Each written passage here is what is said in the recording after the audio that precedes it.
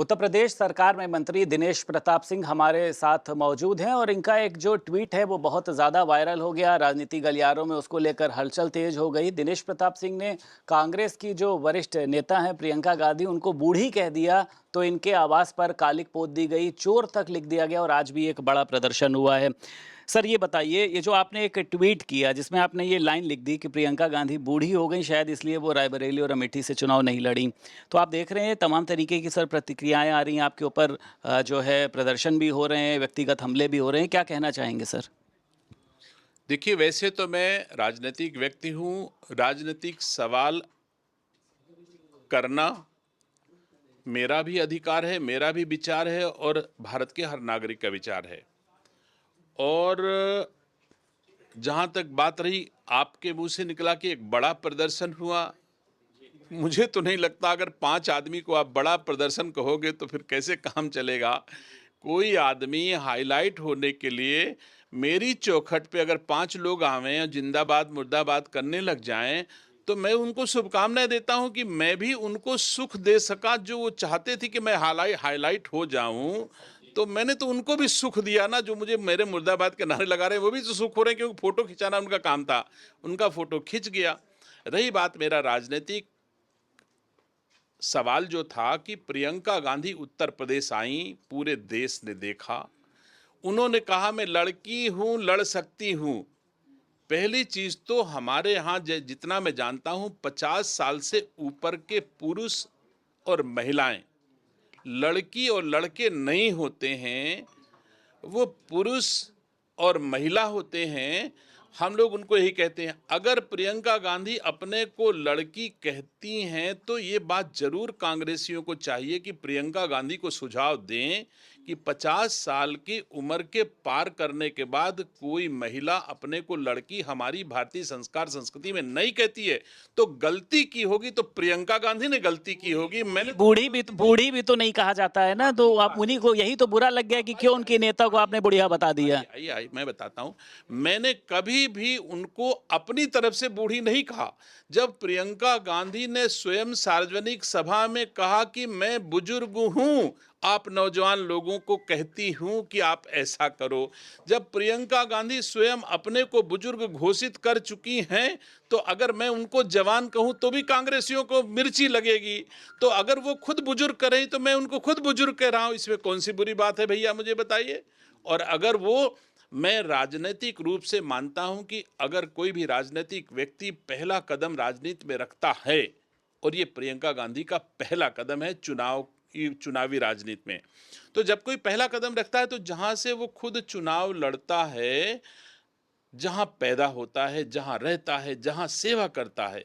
और अगर मैं इतना जानता हूं, प्रियंका गांधी लोटियंस जोन में रहती हैं, वहीं पैदा हुई हैं, उनका मुरादाबाद उनकी ससुराल है, रायबरेली और अमेठी में उन्होंने सेवा की है, और उत्तर प्रदेश में ही रही हैं। और एकदम से अचानक से वायनाड चले जाएं, तो क्या उत्तर प्रदेश के लोगों को, रायबरेली के लोगों को पूछना उनसे नहीं चाहिए कि आखिर हमसे कौन सी चूक हो गई, हमको छोड़ के भागी जा रही हो आप?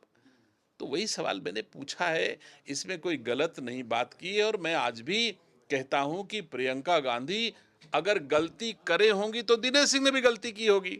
अगर प्रियंका गांधी अपने को बुजुर्ग कह रही हैं और मैं उनको बूढ़ा कह रहा हूं, तो गलत इसमें क्या कह रहा हूं? मंत्री जी, कांग्रेस पार्टी तो पूरी कह रही है कि आपको माफी मांगनी होगी, आपको महिला विरोधी बताया जा रहा है, तो आप तो मतलब सबसे पहले प्रियंका गांधी जी माफी मांगे कि उन्होंने 52 साल की उम्र में अपने को लड़की क्यों कहा।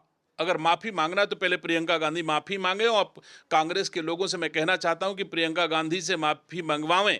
अगर प्रियंका गांधी ने कहा कि मैं लड़की हूं, तो यह गलत किया, ये लड़की का अपमान है। 52 साल की उम्र में कोई लड़की, कोई महिला अपने को लड़की नहीं कहती है, तो ये भी उन्होंने गलत किया। हमने तो नहीं कहा ना। महिलाओं की उम्र को तो लेकर सर कर भी आपको लगता है कि वैसे भी सर तो चर्चा अगर मैं नहीं 52 होती? साल की किसी महिला को नौजवान लड़की कहूं तो भी मेरे ऊपर आरोप लगेगा कि साहब आपने नारी का अपमान किया। तो मैं क्या कहूं, मुझे बताइए, आप लोग बताइए कि मुझे क्या कहना चाहिए।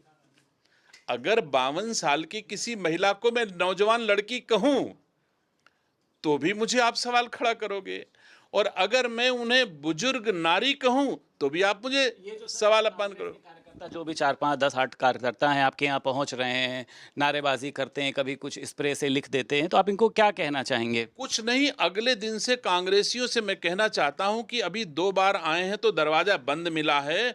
अब की बार से जो भी कांग्रेसी मेरे घर आएगा, मैं पहले ही बता देंगे तो दरवाजा खुलवा के रखूंगा, उनको बहुत अच्छे से सम्मान करूंगा। वो आएंगे, अब मुझे क्या, निंदक नियरे राखी आंगन कुटी छवाए, मुझे इससे कोई घबराने की जरूरत नहीं, ना मैं कोई चिंता करता हूं। राजनीति में निकला हूं तो हमारा दोनों पक्ष हैं।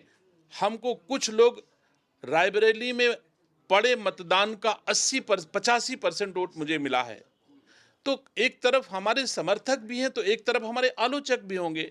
मुझे इससे कोई चिंता की बात नहीं। मेरी आलोचना करने वालों के लिए मैं दरवाजा खोलना चाहता हूं। जब भी हमें मुझे पहले बता देंगे तो मैं दरवाजा खोल के चाय वाय बनवा के रखूंगा अपने आलोचकों के लिए। सर, उपचुनाव की 9 सीटों पर चुनाव हो रहा है, लेकिन ये देखा जा रहा है सभी राजनीतिक पार्टियों का जो फोकस है वो दलित वोटर्स पर बहुत ज़्यादा है। तो आपको लगता है उनकी एक बड़ी भूमिका रहने वाली है और आपकी तरफ से भी जो सूची जारी होगी उसमें सर ऐसा कुछ होगा? मेरे देश के यशस्वी प्रधानमंत्री जी और मेरी भारतीय जनता पार्टी का स्पष्ट मत है, सबका साथ सबका विकास। हम जाति के आधार पे न तो वोट मांगते हैं, न जाति के आधार पे हम सेवा करते हैं। भारत की सीमा के भीतर जो भी नागरिक है, हम भारतीय हैं, सबकी सेवा करना चाहते हैं, सबकी सेवा कर रहे हैं। और मैं कोई जाति आधार पे बंटवारा समाज का नहीं करना चाहता हूं। जाति बंटवारा अखिलेश यादव जी के खाते में लिखा है, राहुल गांधी जी के खाते में लिखा है। कोई पीडीए कहता है, कोई जाति जनगणना कराना चाहता है, लेकिन हमारे देश के प्रधानमंत्री सबका साथ सबका विकास सिर्फ जानते हैं और मैं उनका सिपाही हूं। मैं भी सबका साथ सबका विकास जानता हूं। जाति आधारित राजनीति का हमसे कोई लेना देना नहीं। बहुत शुक्रिया बात करने के लिए। उत्तर प्रदेश सरकार में मंत्री दिनेश प्रताप सिंह हमारे साथ मौजूद थे। लखनऊ से वीडियो जर्नलिस्ट अमरीश के साथ संदीप खेर, भारत समाचार।